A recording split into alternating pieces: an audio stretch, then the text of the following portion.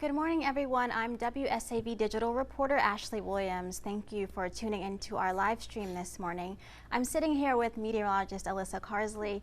Hi, how are you doing this morning, Good, Alysa? how are you? I'm pretty good. Good. I'm excited. We're going to be talking a bit about hurricanes. Right. You know, we have our hurricane special that's out on Saturday. This Saturday. It starts at 7 o'clock. And we've been working on it over the last couple months. So I think every member of the Storm Team 3 weather team's excited for it. I know everyone else who's been putting packages together is excited for it. And we have a lot of good stuff that you're going to see on Saturday. Absolutely. Looking forward to it. Yeah. So I also wanted to ask Alysa some questions. I figured that, you know, you guys might be a little bit interested in hearing a bit about this hurricane season, especially with the peak approaching. So my first question to you was just, what is the National Hurricane Center saying as far as predictions for the rest of the hurricane season? Okay, so the National Hurricane Center, they put their forecast out back in May, and they predicted that we're going to have a near normal season, which means I have it listed here: total number of storms 9 to 15. On average, we usually get 12. Total number of hurricanes 4 to 8. The normal average is 6, and then total number of major hurricanes, which is a Category 3 strength or higher or stronger, is 2 to 4 with an average of 3. So very near normal from below to above, so right in the middle of it. And of course, actually the National Hurricane Center is going to put out a new forecast for the rest of the season coming later this month. So that's something I think everyone will be interested to see what they have. Now they forecasted a near normal season because of 2 reasons. One, we have an El Nino over the Pacific Ocean, which means really that they're having above average warmer temperatures in the Pacific Ocean near the equator. And for us, that means we have higher wind shear, which is bad news for hurricanes. They don't like wind shear. It rips the storm apart. However, on the good side, what hurricanes really want is that they have warmer sea surface temperatures in the Atlantic, which makes hurricanes grow stronger and stronger. So we really have these 2 evils battling against each other to see which one is going to win out. And so far, luckily for us, the wind shear has been the one that's been, winning out on the good end.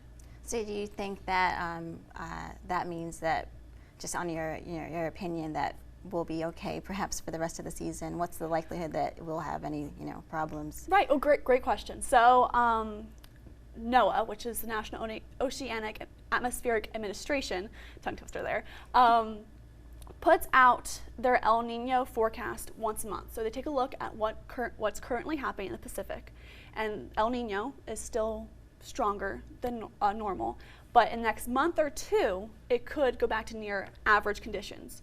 So they posted that out back on August 5th, just a few days ago. This has just been updated. So if it goes back to near normal conditions, that means for us in the Atlantic Ocean, we could see less wind shear, which means hurricanes and tropical storms wouldn't be ripped apart. So we could see an increase of storms. However, we still have a little bit to go before that does move in.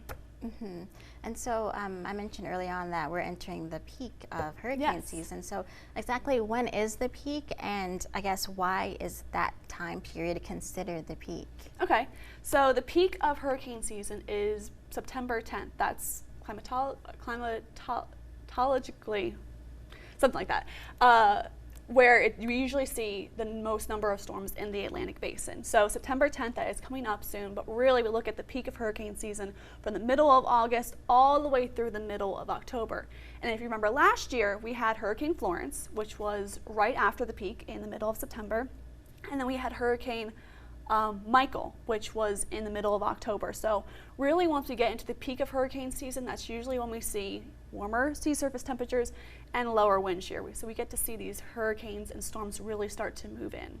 Okay. And so my next question was regarding coastal flooding, Savannah and this area. We're on the coast, much of the area. So which areas are most at risk if a storm comes this way? Which areas face the most impacts potentially for coastal flooding? Okay, so actually this is a subject I have been studying over the last couple of months. For our Storm Watch special we did earlier this month for severe weather, I actually did a package all on this and what Tybee Island sees, what Fort Pulaski sees. One of the things that I saw was the Environmental Protection Agency did a whole study looking back from 1950s up through 2015 to see where along the East Coast we have seen an increase in coastal flooding days.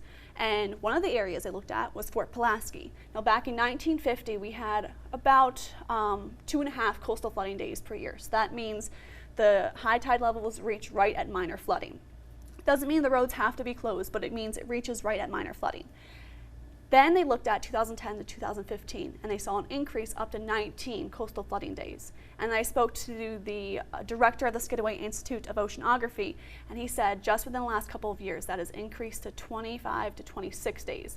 And that will be also increasing as we go into the next couple of days due to higher tides. Now, if we see higher tides and a storm surge moves in right at that time, it means a lot more water pushing onshore. It's actually something I do cover in the hurricane special this weekend. Mm-hmm. So actually I want to talk about the top 5 things you can look at. So I made a graphic for this. So let's pop them up. So top 5 things. First thing is we have a whole block of stories for you to know how to get your home ready. That includes how to get your family ready, how to make a hurricane kit, how to get ready for like a generator, and how to make sure you can check on your food if you do end up leaving.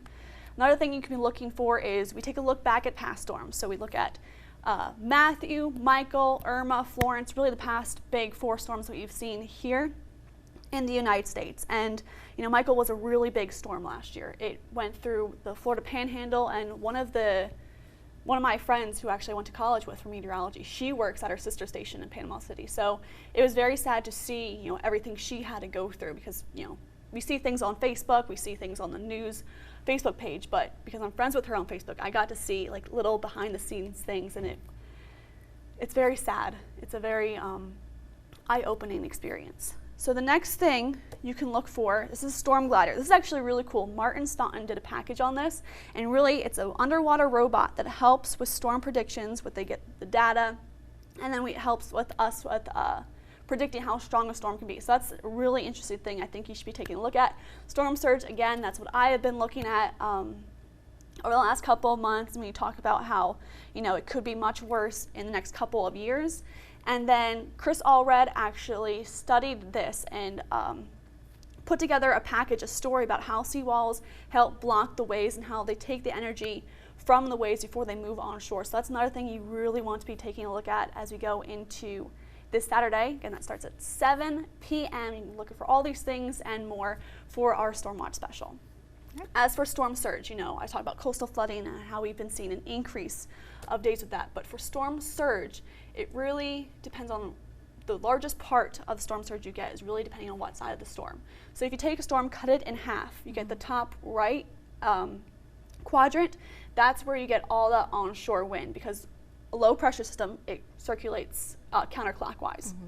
So it's all that onshore wind pushing on the water, pushing it onshore.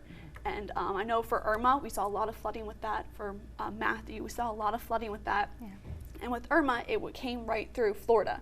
So you had all this onshore wind pushing the water more and more onshore. Mm-hmm. And that actually came in during high tide, mm-hmm. which makes it worse because the water level is already at its highest. So it's already all the way up the creeks and the streams that are farther inland. So that water from Irma, that storm surge, was just able to follow the rest of that water really onshore. So it really depends, sort of the worst area for storm surge depends on which side of the storm you are on. Okay. And so another question just would be, how do you guys, when you're trying to track storms, what's that like? How do you guys monitor the storms that are brewing out there in the Atlantic?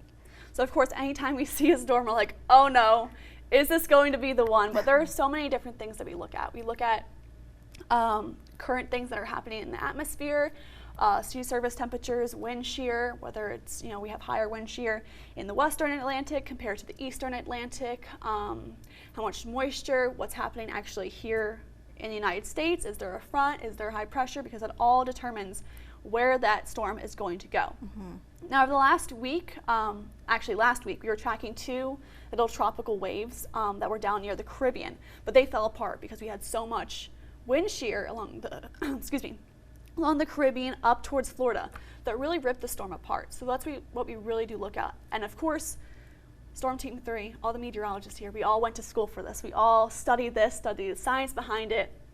So we really like to understand what's going to happen with the storm. And then we all, of course, look at forecast models, and they can actually be dangerous. For example, Florence of last year. Oh, Florence. There was one model in particular mm-hmm. that had several model runs of Florence making landfall right here in Savannah. I mean, devastating, close to Category 5 landfall.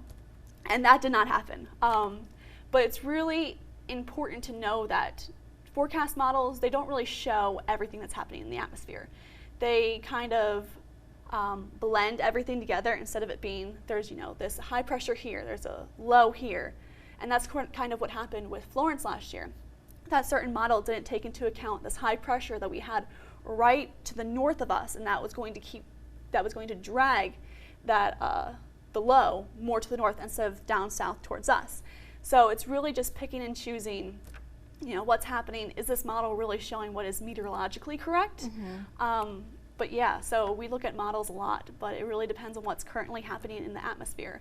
Another good point is that last year, comparing this year, we had a lot of high pressure to the north over the northern United States. And that was a driving factor for Florence. That was also driving factor for Michael. It also pushed Michael more towards the west, farther away from us. And we saw some impacts from it, from the wind damage, as well as some storm surge. But the main impacts were back to the west.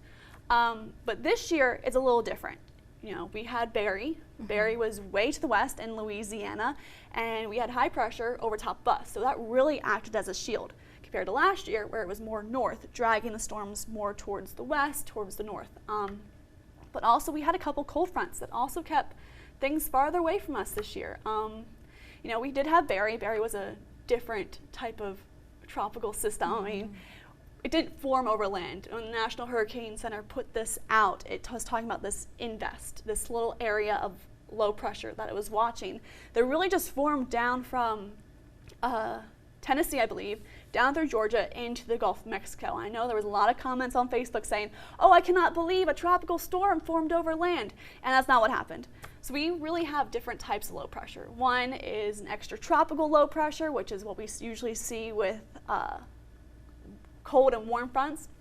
Then we have tropical low pressures, which are hurricanes, tropical storms, and that. So when Barry moved into the Gulf of Mexico, it really lost all the extratropical things that would make it a regular low pressure. So it lost its cold fronts, it lost its warm fronts, and then it turned more tropical, meaning the cluster of thunderstorms formed right near the center.